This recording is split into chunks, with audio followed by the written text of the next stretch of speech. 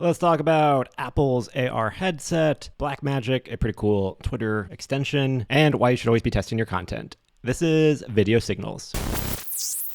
What's up, everyone? I'm Joey Dowd. Welcome to Video Signals. Twice a week, we send out a newsletter with 5 interesting links, 3 tools, and 1 tactic to keep you up to date in the world of video marketing and level up your video marketing skills.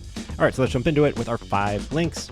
First link, we've got an article from Bloomberg about Apple's long-awaited AR/VR/mixed reality headset. So obviously Meta, being that they rebranded to Meta from Facebook, Meta has been trying to make the metaverse a thing. It hasn't been going so well for them. But with Apple jumping in, this could be the next push to making the metaverse an even more realistic thing, or something that we use more often, though it'll probably take a while for it to adapt. So this headset that's going to come out, it's reported to cost about $3,000. So it's only going to be for like the mega diehard Apple fans or developers or high-end users. But the idea is developers will get the headset, they'll start making things, a year or two of developing this new app ecosystem for this new operating system, this XR/OS operating system, so that when the new future versions of the headset come out and they are less expensive and more accessible, there is a place and things for people to do in the metaverse, or Apple's version of the metaverse. That's still very fuzzy of how many metaverses we are going to have and if they're ever going to get along as far as Facebook's metaverse or Apple's metaverse and whatever other metaverses there are. So a few interesting things about this design, and this was in the Hard Fork podcast. It will not only have an internal screen for what you see, but it'll also have an outward facing screen.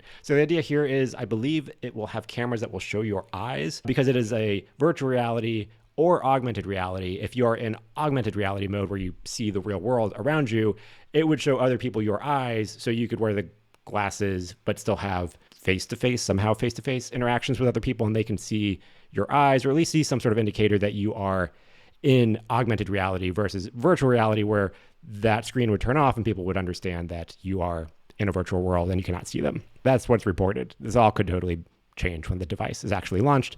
The other interesting thing is it will have a cable coming down from the headset to a battery pack that you have to clip onto your pants or your waist or whatever, a belt, which is a bit un-Apple-like, but apparently one of the things that they've been challenged with is fitting all of the processors and graphics and screens and enough battery power to power it all for a reasonable amount of time. And the only way to do that without making the headset extremely heavy and uncomfortable to wear is to put the battery in a separate device that you have to clip into. So interesting to see if this actually, it's been reported for years, and every year it is like, this is when the device is going to come out, but it seems like 2023 is going to be the year that it comes out. All right, next up, we've got DJI. They got a new gimbal. So a device, you put your camera on it, turns your camera into a Steadicam, super smooth shots, and get really cool cinematic shots. So they've had these for a while, but they have a new version, the RS3 Mini. So it's designed for lighter weight cameras, so like your smaller mirrorless cameras, but it is a lighter stabilizer device than the RS3, which has been out. It is up to 40% lighter than the original RS3. And when you're doing handheld shots and you're holding this one-arm thing around, especially if you're filming a lot during the day, weight does matter. So having 40% lighter will make your arm a lot less sore and you able to film a lot longer.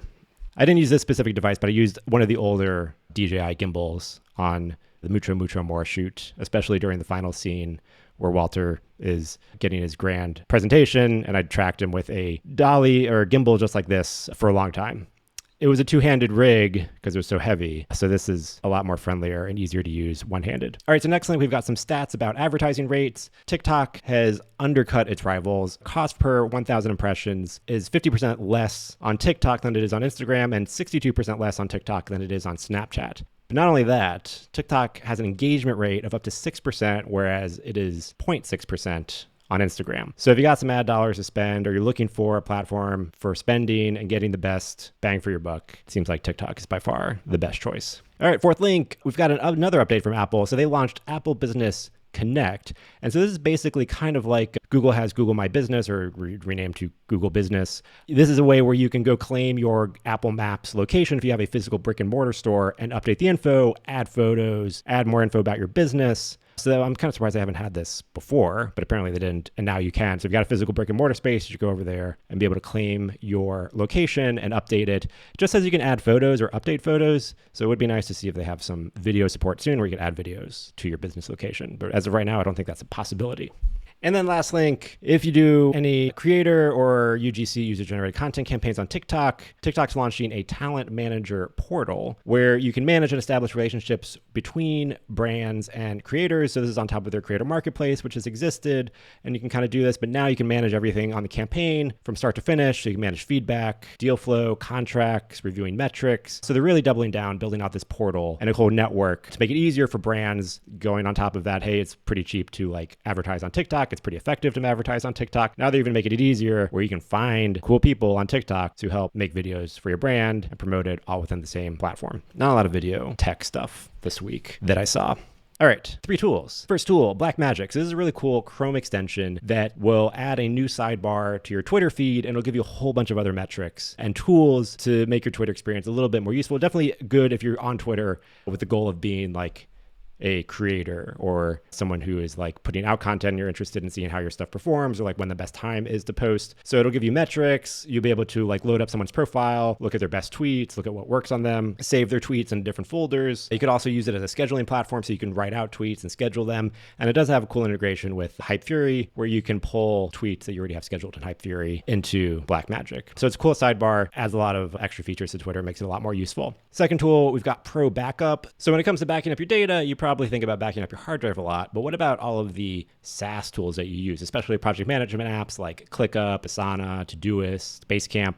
You probably don't think about backing those platforms up, but stuff can happen, you know, if they have the only copy of your data, they mess up somehow and your data gets lost, or if you need a timeline backup version of your data, there's really no way to get it. So we've been using Pro Backup as a tool with our ClickUp workspace where it'll save a copy of everything on ClickUp, which is where not only do we have our tasks, but we just have like comments, notes, documents, feedback, a ton of info where like if it got deleted, it'd be pretty terrible. So we have that all backed up and it saves a copy of it to our Google Drive. Really useful tool. They cover a bunch of other apps that you can get a subscription backup to. It's really useful. All right. And third tool we've got is Talkwalker. So if you remember, like Google Alerts has been around forever. You can type in a keyword and have it alert you if like a blog or an article mentions that keyword. Usually main things you would use a keyword for would be like tracking your brand name or tracking your own personal name. So Google Alerts is all right, but sometimes it either doesn't find stuff I found or it finds it like a lot later and you get alerted a lot later. So I've been using Talkwalker. So they got a free alert service, runs pretty much the same way as Google Alerts, and you can kind of choose how you want to get notified, like right away or once a day or once a week, and what things you want it to scan, like forums or social media or blog posts or articles. But I found that it does a better job of like surfacing things that Google Alerts misses. And it also tends to work and alert you a lot quicker and in more real time. So that's Talkwalker. Check it out for alerts. All right. And lastly, our tactic. Always be testing. So, you know, the whole thing, you should always be learning, but the kind of precursor to always be learning is you need to test things to learn from them and review them and experiment and figure it out. So a bunch of things you can test ideas, test video formats, test thumbnails, test tweets, test offers, test ads, a whole bunch of things. Anything you put online, you can kind of usually test it. So this email alone had 4 different headlines sent out before the winner was picked. Headlines are tested. We test our thumbnails as well on the channel. So even little things in your profile can be tested. So I just discovered a tool called Birdie, and that's actually a 4th bonus tool that will A/B test things on Twitter profiles. So it'll A/B test like literally anything. The bio, your name, your location, your website, your banner, anything on the profile can be tested. So even little things like that, it'll like see which one converts more people who visit your profile to a subscriber. By the way, if anyone wants to develop that for YouTube, that would be extremely handy. We'd pay money for that. So that's it. Start testing and start learning. And that is it for this edition of Video Signals. If you enjoyed this, please hit the like and subscribe button. If you know someone who would like it, please share it with them. Let me know your thoughts, either C47 on Twitter or in the comments below if you're watching this on YouTube. Thanks for watching. I will see you in the next signal.